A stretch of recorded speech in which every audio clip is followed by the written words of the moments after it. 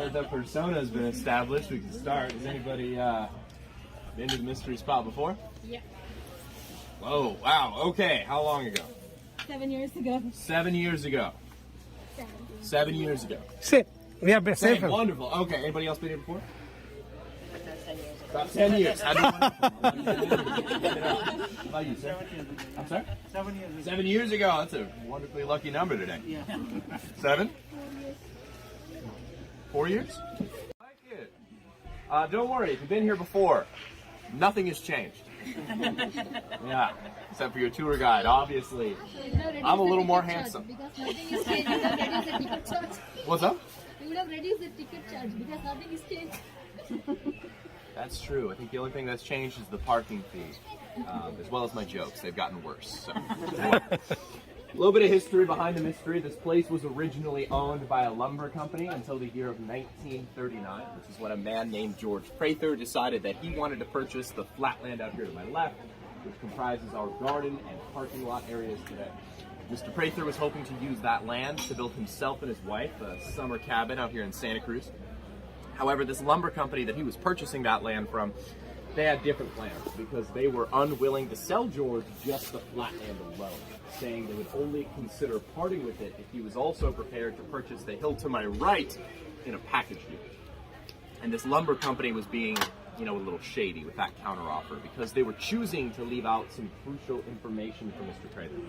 What they chose to leave out was that anything they themselves had previously built on top of the hill, no matter how large or small, was completely unsuccessful.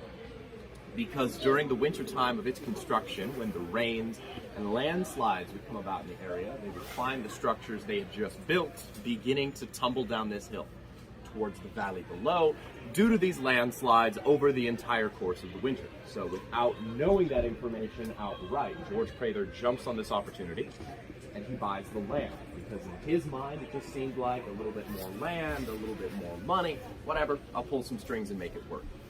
So he sends out a team of surveyors to see what they could discover about the land that he had just purchased, and these surveyors discovered something he's off as they started making their way up the hill, increasing slowly to about 180 as they got closer and closer to the top.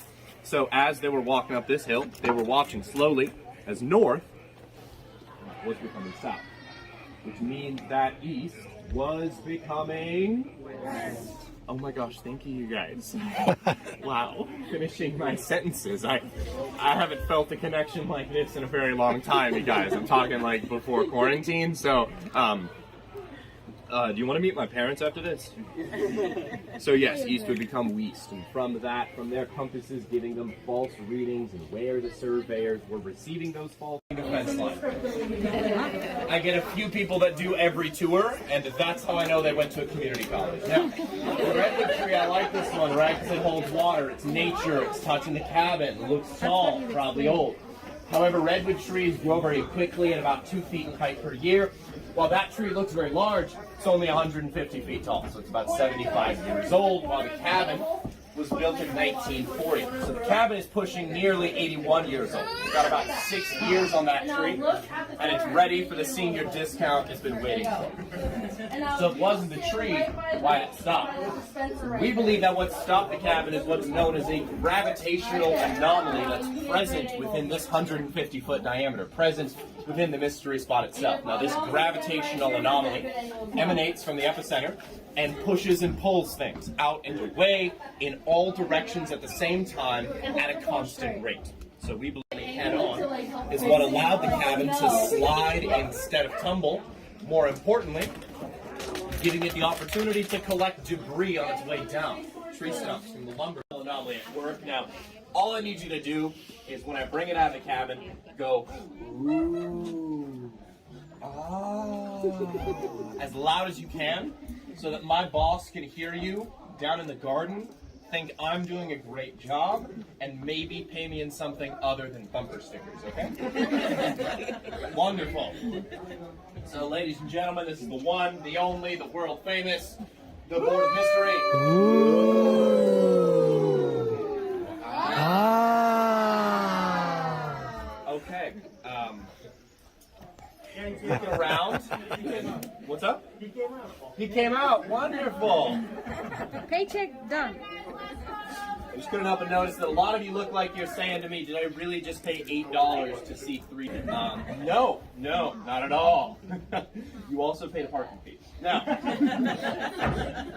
this board is the way it appears to us. When I put my level down, the bubble goes to my left side, which means this end of the board out here appears to be higher, like most of Santa Cruz. It really is.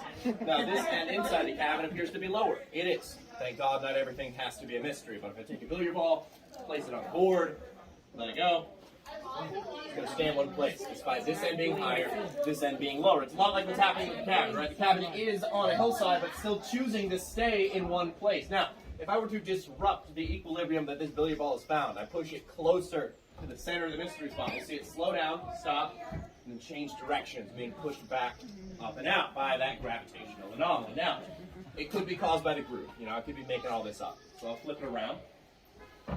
And I'm only doing that to show you the ball itself can roll in either direction, which has nothing to do with the mystery. I don't want to get you confused. This is happening because one direction sucks. Now I could still be lying. There could be a small motor, trained hamster. Harry Styles could have a solo career. So I got some water as well. I'll do something special for you guys, and I'll just pour one out for my homie. This is for you, Maurice. Oh, you're recording still. Hello, my name's Chris. I'm an actor. Good. Please hire me. Plus. Inside the cabin, you guys use the handrails if you need them.